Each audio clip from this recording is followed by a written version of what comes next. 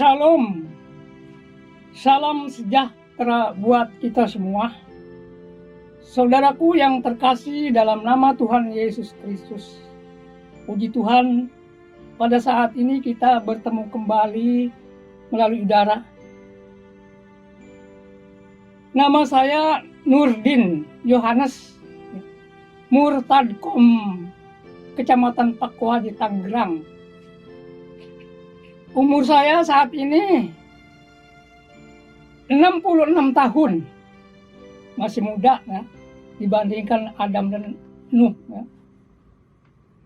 Saya punya istri satu, tapi saya pernah mengalami nikah 4 kali. Karena saya dulu pernah menjabat penghulu. Saya punya anak 9. Yang 2 sudah masuk ke lubang akhirat waktu kecil. Dan yang 7, puji Tuhan, dengan berkat Tuhan sudah berkeluarga semua. Hari ini izinkanlah saya untuk memberikan peringatan kepada saudara-saudara saya yang seiman, saudara-saudara saya yang percaya kepada Tuhan Yesus Kristus. Mengingat pada tahun 2020, 2021 itu mengendor, gereja-gereja tutup, komsel-komsel juga tutup, akibat ada penghalang yaitu COVID. Justru itu pada tahun 2022 ini saya akan memberikan peringatan. Walau Bapak dan Ibu banyak ingat, banyak punya peringatan, tetapi saya akan memberi. Barangkali peringatan dari saya ini menambah pewahyuan baru untuk mengabarkan kabar baik atau Injil. Kalau kata bahasa Al-Quran mah, pastabikul khair, berlomba-lombalah kamu untuk mengabarkan kabar baik. Yang artinya berlomba-lomba berarti ada saingan gitu. Untuk itu pada tahun 2022 ini marilah kita bangkit kembali, semangat kembali, giat kembali untuk ibadah kepada Tuhan. Saudaraku yang terkasih, peringatan ini saya ambil dari 3 ayat ya. Menurut saya 3 ayat ini lebih penting dari yang penting. Ayat yang pertama, Ibrani 10 ayat 25. Janganlah kita menjauhkan diri dari tempat pertemuan ibadah kita atau komsel. Karena di sana kita bisa saling menasihati, saling giat. Ya. Artinya Tuhan melarang kita menjauhkan tempat ibadah atau komsel. Mengapa? Karena di tempat komsel lah, di tempat ibadah lah kita bisa mengajar dan bisa belajar. Bisa saling menasehati. Bisa saling bertanya di dalam komsel. Tetapi yang terutama kita mendatangi tempat komsel untuk mencari pengetahuan tentang Allah. Hosea 4 ayat 6 berkata, umatku binasa karena tidak mengenal Allah atau tidak berpengetahuan tentang Allah. Betapa pentingnya kita mendatangi komsel untuk mencari pengetahuan tentang Allah.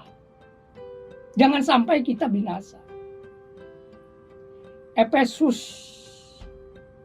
5 ayat 17. Janganlah kamu bodoh. Usahakan dirimu mengenal atau mengerti kehendak Tuhan. Tuhan melarang kita bodoh. Berarti suruh pintar. Pintar untuk mengenal Tuhan. mengenal Allah. Karena kalau kita tidak mengenal Allah, dikatakan binasa. Nah, bagaimana kita mau tahu tentang kehendak Tuhan kalau kita tidak belajar firman? Coba Bapak baca renungkan nanti ya, buka itu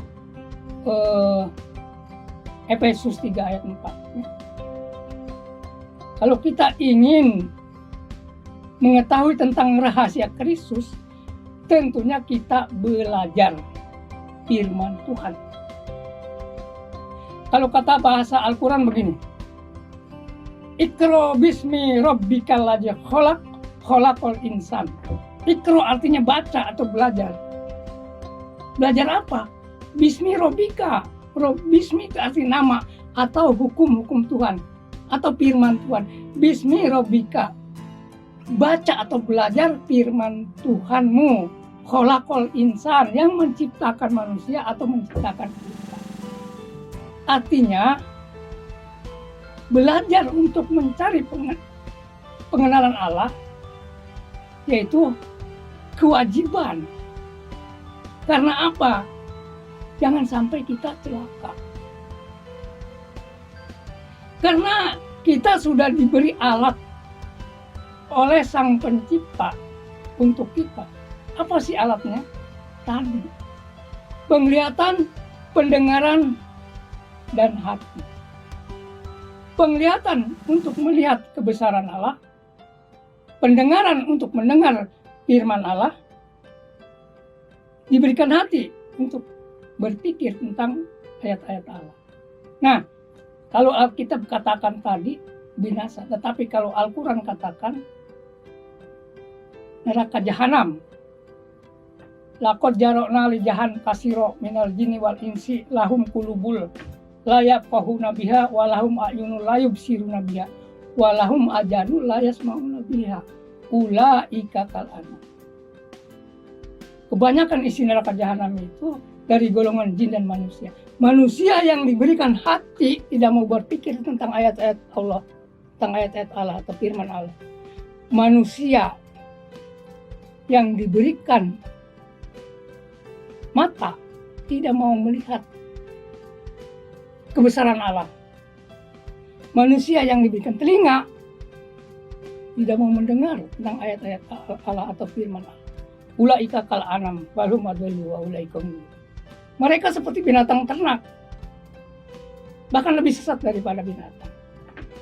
Jadi kita orang-orang yang percaya, janganlah kita sampai hardolin, ya tahu dah hardolin, dahar modal ulin. Karena hardolin itu karakternya binatang.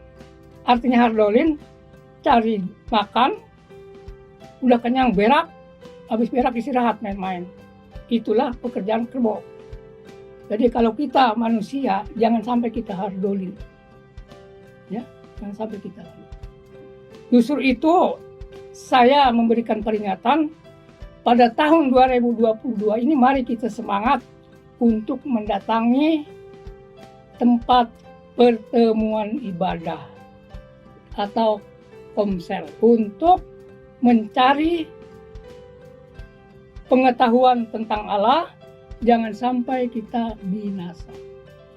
Saudaraku yang terkasih, itulah ayat yang pertama, sampai situ dulu. Kita lanjutkan kepada ayat yang kedua. Ayat yang kedua Matius 5 ayat 9. Berbahagialah orang yang membawa damai, karena akan disebut anak-anak Allah. Apa kaitannya dengan penginjil? Ingat, sebagai orang yang percaya diwajibkan untuk memberitakan Injil. Justru kalau sebelum kita memberitakan Injil, sebagai pembawa damai, kenalan dulu. Berkenalan dulu. Karena pemberian Injil, kalau kita belum kenal akan ditolak. Tetapi kalau pemberian sembako, walaupun nggak kenal, pasti dibopong. Nah, berbeda. Jadi kalau kita ingin memberitakan Injil, tentunya kita berkenalan dulu. Biar kenal dulu. Nah, Kalau di dompet itu ada hepengna, ajak ngopi, ajak makan. Nah, di tempat ngopi, di tempat makan kita bercerita tentang firman ya. Tapi ingat, bercerita tentang firman-nya, firman yang turun dari surga menjadi manusia. Ya, katakan firman yang turun dari surga menjadi manusia. Jangan sekali-kali kita katakan Allah turun ke muka bumi jadi manusia. Itu akan menjadi permasalahan. Ya. Kalau dikatakan firman yang turun dari surga ke muka bumi menjadi manusia, Alkitab dan Al-Quran sepakat. Al-Quran di surat Al-Imran ayat 45, Alkitab di surat Matius 28 ayat 18. Ya. Jadi atau Yohanes ya, Yohanes 1 ayat 14. Nah, itu. Jadi firman itulah ya yang harus disampaikan. Firman yang turun dari surga ke muka bumi menjadi manusia. Ingat satu kali lagi, jangan dikatakan Allah turun ke muka bumi menjadi manusia. Itu akan jadi permasalahan atau akan jadi perdebatan ya. Nah, itu ingat. Jadi sebagai penginjil yang pertama membawa damai. Apa sih artinya membawa damai? Membuktikan kasih. Itulah membawa damai. Membuktikan kasih. Contoh di kampung saya, di kecamatan saya, udah banyak saudara-saudara saya membuktikan kasihnya kepada para tetangga saya, yaitu berupa sembako. Itulah membuktikan kasih. Yohanes 14 ayat 13 kalau nggak salah, kata Tuhan Yesus, jika kamu ingin mengadakan perjamuan kasih, undanglah orang-orang miskin, orang-orang buta, orang-orang lumpuh. Nah itu artinya pemberian kasih itu ya tepat kepada sasaran, ya, kepada orang-orang yang membutuhkan. Nah, hal ini bukan saja di Alkitab, Al-Quran pun menjelaskan. Di surat berapa? 107 kalau nggak salah. Ara'aital ladzi yukadzibu bidin fadzalikal ladzi yad'ul yatim wala yahudu 'ala ta'amil. Siapakah pendosa agama itu? Orang yang menghardik anak yatim dan tidak peduli, tidak mau memberi makan orang miskin. Wailul lil musallin. Solin di situ berkaitan dengan ayat pertama tadi tentang miskin. Artinya solin di situ bisa diterjemahkan usaha atau aktivitas. Jadi aktivitas manusia, usaha manusia mencari dunia, sudah menjadi orang kaya, tidak peduli dengan orang miskin, anak yatim, itu sia-sia, celaka. Karena itu perintah juga dari Tuhan kita Yesus Kristus. Itulah ayat yang kedua. Nah, kita lanjut kepada ayat yang ketiga. Yohanes 15 ayat 16. Bukan kamu yang memilih aku, akulah yang memilih kamu supaya kamu, dan aku menetapkan kamu supaya kamu pergi menghasilkan buahmu itu tetap. Saudaraku yang terkasih, siapapun orangnya, agama pun itu, sekalipun keturunan Kristen, kalau enggak dipilih oleh Bapak Surgawi atau kalau tidak ditarik oleh Bapak Surgawi, tidak akan menjadi pengikut Yesus. Ya, tidak akan menjadi pengikut Yesus. Sedangkan menjadi pengikut Yesus ada persyaratannya. Kalau kata bahasa sono harus melakukan 2 kalimat syahadat. Artinya 2 kalimat syahadat itu 2 kali bersaksi.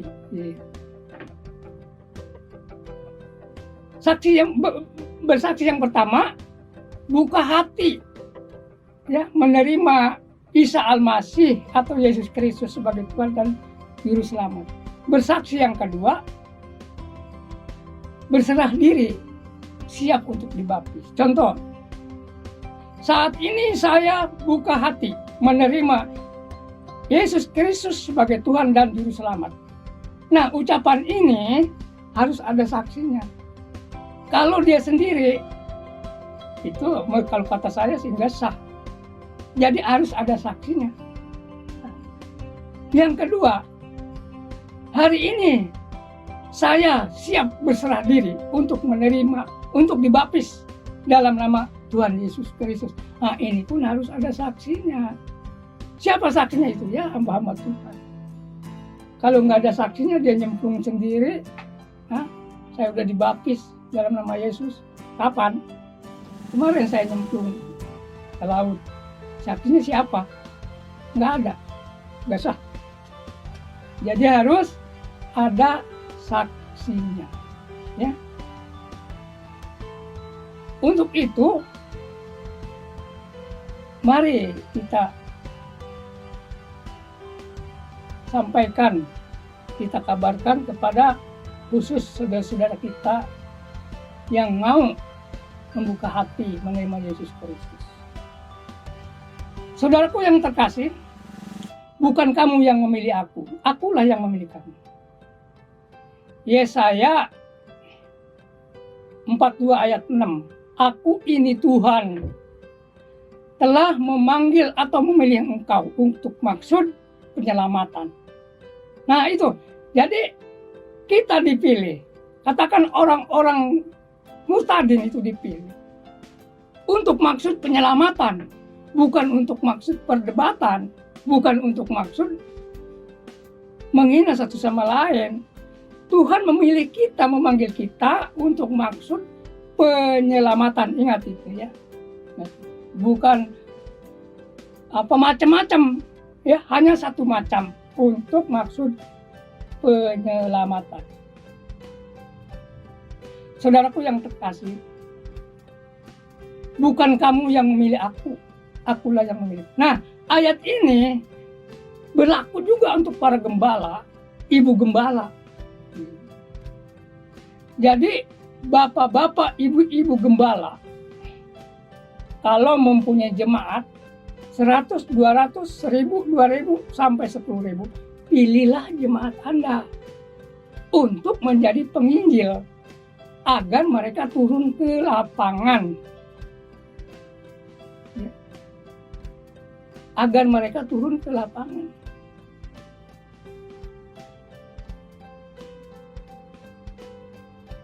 Karena kalau anak gembala tidak memilih jemaatnya untuk turun ke lapangan yang menjadi penginjil, berarti gereja Anda kosong. Kosong, nggak ada penginjil. Berapa yang harus kita pilih? Ya, kita sesuaikanlah dengan ucapan para gembala. 10%. Yang 10.000, 1.000. Yang 100, yang 1.000, 100. Yang 100, 10. Yang punya jemaat 1, ya bareng-bareng lah dengan jemaatnya kita mengabarkan Injil. Betapa pentingnya Fastabiqul Khair, ya. Mari kita berlomba-lomba untuk mengabarkan kabar baik. Nah, di sini saya sampaikan, ya. Coba bapak-bapak gembala, ibu-ibu gembala, baca, renungkan Roma 10 ayat 13 sampai 15. Ya. Bagaimana dia mau percaya kepada Tuhan atau bagaimana dia menjadi seorang penginjil kalau gembala nggak mau mengutus. Jadi para gembala, ibu gembala, pilihlah jemaat Anda untuk turun ke lapangan, ya, untuk mengabarkan Injil Tuhan. Karena inti dari pekerjaan orang-orang percaya menyampaikan Injil Tuhan. Demikianlah sampai di sini dulu. Sebagai penutup, saya akan dongeng. Ada seorang buta bertamu ke rumah orang buta. Singkat cerita dia ngobrol. Nah, si tamu tadi mengajak pada tuan rumah, yuk kita cari duit kemana? Ke Jakarta. Loh, kita kan buta. Ya, kita saling tuntunan. Singkat cerita jadi. Begitu saling tuntunan di tengah perjalanan, menabrak pohon yang di depan, terguling-guling. Kata yang di belakang itu, hati-hati jalannya. Ci, gua kan buta. Oh iya ya, lu buta. Ngomong-ngomong lu nabrak pohon apa?